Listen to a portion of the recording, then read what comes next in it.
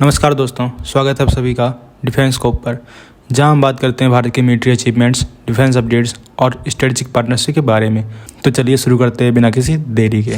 पहली खबर की बात करें तो इंडिया और फिलीपींस के बीच एक और बड़ी डिफेंस डील होने वाली है। भारत फिलीपींस को शॉर्ट रेंज आकाश मिसाइल सिस्टम बेचने जा रहा है, जिसका टोटल वैल्यू $270 मिलियन से ज्यादा हो सकता है। ये डील अप्रैल से शुरू होने वाले नए फाइनेंशियल ईयर में फाइनलाइज होने की उम्मीद है। आकाश मिसाइल सिस्टम पहले ही आर्मेनिया को एक्सपोर्ट किया जा चुका है, जिसमें $230 मिलियन का कॉन्ट्रैक्ट साइन किया गया था। फिलीपींस के साथ होने वाली ये डील उससे भी बड़ी हो सकती है, लेकिन फिलहाल मिसाइल की एग्जैक्ट क्वांटिटी और एसोसिएटेड सिस्टम्स का पता नहीं चल पाया है। वो आगे आने वाली खबरों में पता चल ही जाएगा। BDL जो आकाश मिसाइल्स बनाता है, मनीला के Asian defence and security exhibition में अपनी प्रेजेंस दिखा चुका है। वहीं फिलीपींस के डिफेंस स्पोकपर्सन ने डील के स्पेसिफिक्स पर कमेंट करने से मना कर दिया, लेकिन ये जरूर कहा कि उनकी आर्म्ड फोर्सेस को ऐसे मिसाइल सिस्टम की ज़रूरत है। ये एग्रीमेंट 2022 में साइन की गई $375 मिलियन की ब्रह्मोस मिसाइल डील के बाद दूसरी बड़ी डिफेंस डील होगी। फिलीपींस अपनी मिलिट्री कैपेबिलिटीज बढ़ाने में लगा है, क्योंकि साउथ चाइना सी में चाइना के साथ उसके टेंशन्स बढ़ते जा रहे हैं। इधर भारत भी अपने डिफेंस एक्सपोर्ट्स को एग्रेसिवली प्रमोट कर रहा है, ताकि चाइना के मिलिट्री डोमिनेंस का सामना किया जा सके। 2024 के फिस्कल ईयर तक भारत के डिफेंस एक्सपोर्ट्स $2.40 बिलियन तक पहुंच गए हैं, जो 2020 के कंपैरिजन में 150% ज़्यादा है।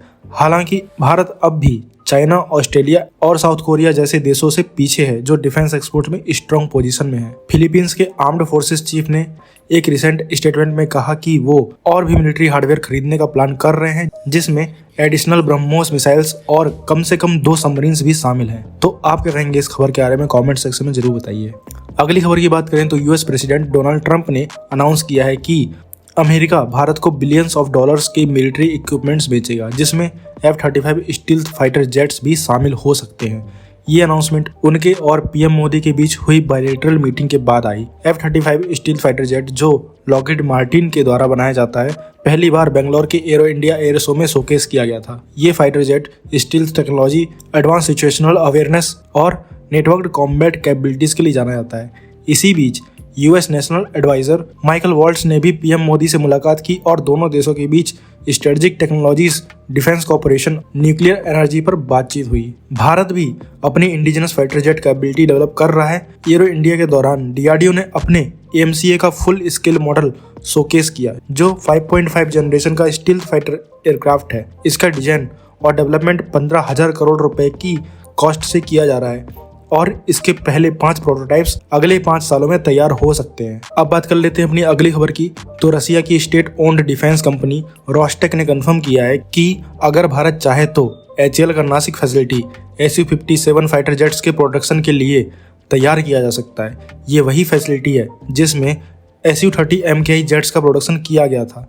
रोस्टेक के ऑफिशियल्स के मुताबिक Su-30 MKI बनाने वाली मशीनरी और टूल्स Su-57 के प्रोडक्शन के लिए भी काम आ सकते हैं। इस वजह से अगर भारत इस प्रोजेक्ट को एक्सेप्ट करता है तो Su-57 फाइटर जेट्स का प्रोडक्शन कंपैरेटिवली सस्ता और जल्दी हो सकता है। सबसे बड़ी बात यह है कि रसिया Su-57 फाइटर जेट्स के लिए कंप्लीट ट्रांसफर ऑफ टेक्नोलॉजी भी देने के लिए तैयार है, जो कि भारत के इंडिजिनस डिफेंस इंडस्ट्री को और भी स्ट्रॉन्ग बनाने में मदद करेगा, जो कि अमेरिका द्वारा दिए जाने वाले F-35 स्टील्थ फाइटर जेट में ऐसा मुश्किल से ही होने वाला है। अगर ये प्रोजेक्ट फाइनल होता है तो Su-57 भारत की एयर डिफेंस कैपेबिलिटीज को नेक्स्ट लेवल तक ले जा सकता है, जो चाइना और पाकिस्तान के खिलाफ एक स्ट्रॉन्ग डिटरेंस प्रूव करेगा। तो आप क्या कहेंगे कि भारत को क्या करना चाहिए? अमेरिका के एयरक्राफ्ट की तरफ जाना चाहिए या रसिया के एयरक्राफ्ट की तरफ जाना चाहिए? अगली खबर की बात करें तो एरो इंडिया 2025 के दौरान ADA ने TADBF का स्केल मॉडल शोकेस किया, जो इंडियन नेवी के फ्यूचर एयरक्राफ्ट कैरियर्स के लिए डेवलप किया जा रहा है। लेकिन इंडियन नेवी की तरफ से ये इंडिकेशन दिया गया है कि वो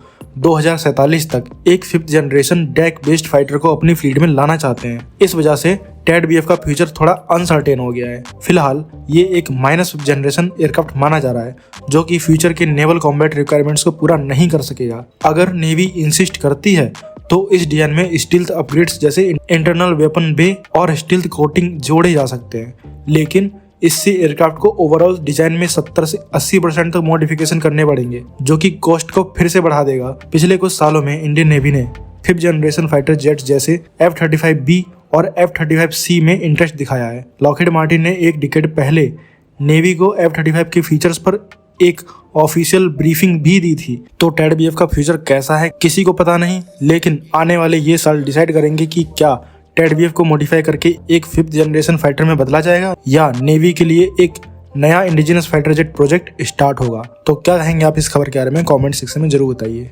अगली खबर की बात करें तो गवर्नमेंट ने करीब 1000 नए सर्विलांस हेलीकॉप्टर्स खरीदने की प्रोसेस स्टार्ट कर दी है, जो हाई एल्टीट्यूड एरियाज में भी काम करने में इफेक्टिव होंगे। ये नए हेलीकॉप्टर्स दिन और रात दोनों टाइम ऑपरेट कर सकेंगे और एक्सट्रीम वेदर कंडीशंस में भी अपना काम पूरा करने के लिए डिजाइन किए जाएंगे।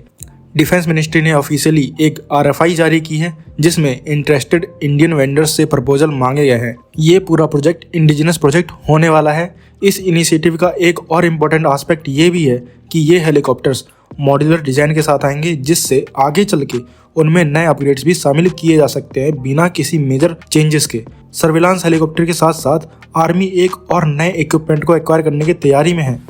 RFI के मुताबिक army heavy crawler rock drill भी खरीदने का प्लान बना रही है। ये स्पेशल मशीन्स इनएक्सेसिबल और टफ टेरेंस में इंफ्रास्ट्रक्चर डेवलपमेंट के लिए यूज होंगी। नॉर्दर्न, ईस्टर्न और सेंट्रल कमांड जैसे एरियाज में रोड कटिंग, ब्लास्टिंग और क्वारी ऑपरेशन जैसे काम जल्दी और एफिशिएंटली पूरे करने के लिए ये रॉक ड्रिल्स बहुत यूजफुल साबित होंगी। अब चलते हैं अपनी आखिरी खबर की तरफ। तो इंडिया ब्रह्मोस मिसाइल एक्सपोर्ट को लेकर एक नए और बड़े डिफेंस डील के फाइनल स्टेज पर पहुंच चुका है। जल्दी ही एक नए देश के साथ ब्रह्मोस सुपरसोनिक क्रूज मिसाइल की ऑफिशियल डील साइन की जा सकती है। ये डील इस साल के एंड तक फाइनलाइज होने की उम्मीद है। पहले ये माना जा रहा था कि इंडोनेशिया दूसरा कंट्री होगा जो ब्रह्मोस मिसाइल खरीदेगा, लेकिन लेटेस्ट रिपोर्ट्स ये इंडिकेट कर रही हैं कि ये डील किसी और देश के साथ हो रही है। हालांकि अभी तक उस देश का नाम ऑफिशियली डिस्क्लोज नहीं किया गया है, पर जो भी कंट्री है उसने इंडिया के एडवांस वेपन सिस्टम्स में इंटरेस्ट दिखाया है। आज के जियोपॉलिटिकल सिनारियोज को देखते हुए कई देश ट्रेडिशनल आर्म सप्लायर से अपनी डिपेंडेंसी कम करके नए और रिलायबल सप्लायर्स ढूंढ रहे हैं। इंडिया इस मोमेंट का पूरा फायदा उठाने के लिए तैयार है और अपने डिफेंस एक्सपोर्ट्स को रैपिडली एक्सपेंड भी कर रहा है। पहले ही इंडिया ने फिलीपींस को ब्रह्मोस मिसाइल्स सप्लाई करने का एक हिस्टोरिक डील साइन किया था, जिससे इंडियन डिफेंस एक्सपोर्ट्स के लिए एक गेम चेंजर माना गया। अब जो नया एग्रीमेंट होने वाला है वो इंडिया की ग्लोबल आर्म्स मार्केट में और मजबूत पोजीशन एस्टेब्लिश करेगा। अगर ये डील फाइनल होती है तो इंडिया की मिसाइल एक्सपोर्ट स्ट्रेटजी को एक नया मोमेंटम मिलेगा, जिससे भारत को एक ट्रस्टेड आर्म्स एक्सपोर्टर के रूप में देखा जाएगा। तो आप क्या कहेंगे इस खबर के बारे में कमेंट सेक्शन में जरूर बताइए। तो दोस्तों ये थी आज की डिटेल्ड अपडेट्स हमारे भारत के डिफेंस और इंटरनेशनल स्ट्रेटजीज के बारे में। अगर आपको ये वीडियो इन्फॉर्मेटिव लगा हो तो लाइक करें, शेयर करें और चैनल को सब्सक्राइब करना ना भूलें। आपका सपोर्ट हमें और बेहतर कंटेंट बनाने के लिए मोटिवेट करता है। मिलते हैं नेक्स्ट वीडियो में। थैंक्स फॉर वॉचिंग एंड जय हिंद, जय भारत।